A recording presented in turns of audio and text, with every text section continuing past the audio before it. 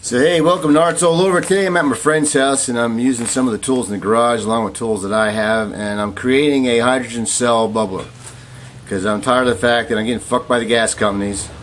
So I'm going to make my truck an alternative fuel and a dual fuel system so I can start economizing, you know that word, economy?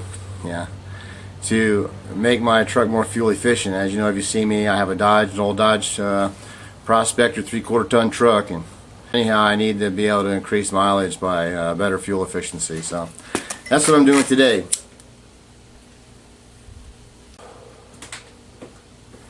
So what I did is I took a piece of acrylic, I had a sheet of it like this, and I made a board, a neutral board here, so that I can make coil windings. This here's a 3-inch, 6 inches long, and the other one I have is 2 inches by 6 inches. So I have a 3 inches by 6 inches and a 2 inches by 6 inches. And the reason I did that because I have this plastic container here, which I like. It's kind of a, you know, emerald green here. I'm kind of a favorite green, you know. Green everything is what I'm saying. Let's go green, America. The rest of the world is not hard, and we can be a little bit more efficient than we are. That being said, I'm creating this so that this gets filled with water. My board with my coil windings are going to go in here because I'm going to make a device here that will allow me to charge the particles so that I can separate the hydrogen from the gas, and this is going to be my coil windings for that purpose. I'll show you that when I get to that part. So it goes in this container, this is going to go in here with the windings, and then from there I'm going to connect the positive and the negative on the outside with a tube. As you'll see it evolve, I'll show you again when I get it to that point where I'm going to ready to put water in there. And I'm even going to show you when it's running, because I've seen a lot of videos. If you go to my ArtsAllover, to my playlist, you'll see that I have alternative fuels, and I've got over 21 videos now on there. A couple of them are actual feature-length movies that I just thought made a great alternative fuel research. If you really want to know what's going on, there's a big movement for independence and for more efficient vehicles, machinery, and everything else. So, you know, take a look at my playlist, see the alternative fuel, and check it out. You know, along with that comes a lot of the research I did for what I'm making here today. So I hope that I can make a video that you can understand and appreciate and utilize yourself, because, you know, let's make it so we can be independent. Let's take everything back, you know, occupy and make sure that we have control. I made these boards like I just showed you with I used a square so I can make accurate measurements, and I used my drills. In the case of the hole size that I'm using, because it looked like it was the right size, I used a 5/32 drill here. And I got one of these, not endorsing any products, but I got a nice Black & Decker set with cobalt tips on here, so it's really a badass set here that I got, and it works. But for this case, it's only acrylic, and anyhow, that's the size I used, was 5/32 to make my holes here on this neutral board that I'm going to use to make my windings. So you need a drill set, you need you know, a square, and you also need a drill. I'm recharging it right now, but you're going to need a drill. I'd recommend it not to be doing it by hand. It's a lot faster. I use a cordless drill. I'm charging the battery right now. So for that, I had to use a jigsaw so that I could cut my square pieces off here.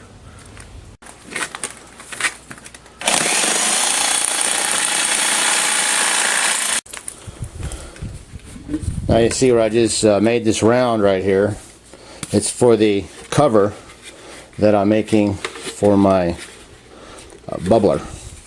So it'll set on here, it'll be hinged, drill my holes for positive, negative, and my line for the gas to be funneled to the carburetor. So when you have the neutral board, in this case I had to go to an extra size to 5/32 drill bit to run through here. You're going to put 2 sets of coils on this. You're going to take your cable that you get, and the stranded cable is supposedly better. If you look at my alternative fuels list on my playlist, this is a better function for creating electrolysis it needs to create. You're going to stick it in the top of one, you're going to bring it around, you're going to go to the next wire down. you're going to skip a hole in the process of making a coil. Then you're going to bring it around again, and you're going to skip a strand here, and you're going to put it through, and you're going to do this all the way down. You're going to start at one end, skip a strand, go in, skip a strand, go in, skip a strand, go in. Same thing on the other side. You're going around in a circle, and you're going to skip a strand and go in. So when you get through with one side, then you're going to add your other wire. You would add your wire through here. Just for illustration purposes only. I already made what I needed to make. Bring this in. You're going to go in the size that you skipped the last set with. So when you get through all the way down, you have your coil constructed. And the two ends, you're going to take one end, both of the ends that you're not going to use. You don't need to worry about it. Make sure your coil doesn't touch, because one's going to be your positive and one is your negative. And this goes all the way down till you're done with the coil. That's the whole process. Just like stitching with a needle and thread. You go in one hole, skip a hole. One hole, skip a hole. One hole, skip a hole, all the way down. This is what I ended up with when I got done. These are all the pieces put together. I have my hose here that's going to go to my intake for the carburetor. I have a negative side and I have a positive side. And I have the coils in here, as you can see. This is the first prototype.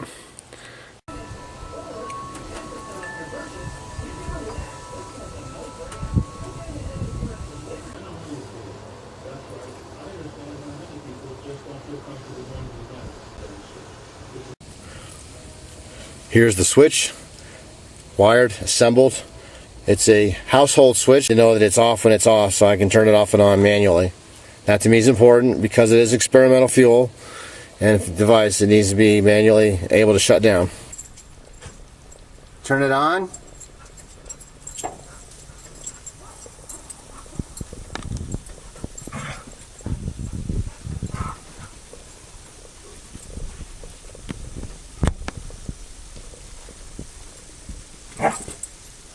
Turn it off.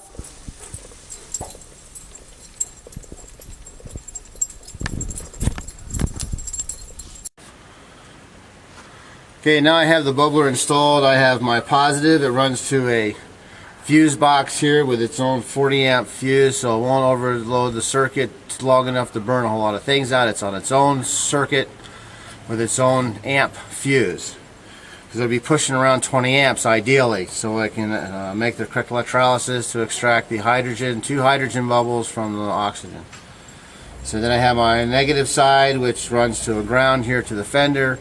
I have this bracket that holds it in place, and I have a bungee cord for right now, which is holding this unit in, plus my bracket that I made is tilted on each side up, so it actually holds the canister in place without damaging it or allowing it to slide off of the vehicle. The top, as you know, is a temporary solution until I make a connector to go down with a gasket, because it has to be sealed to make it work properly. So now, if you would, my assistant, start the engine. Now the bubbler is on, and I'm operating the system.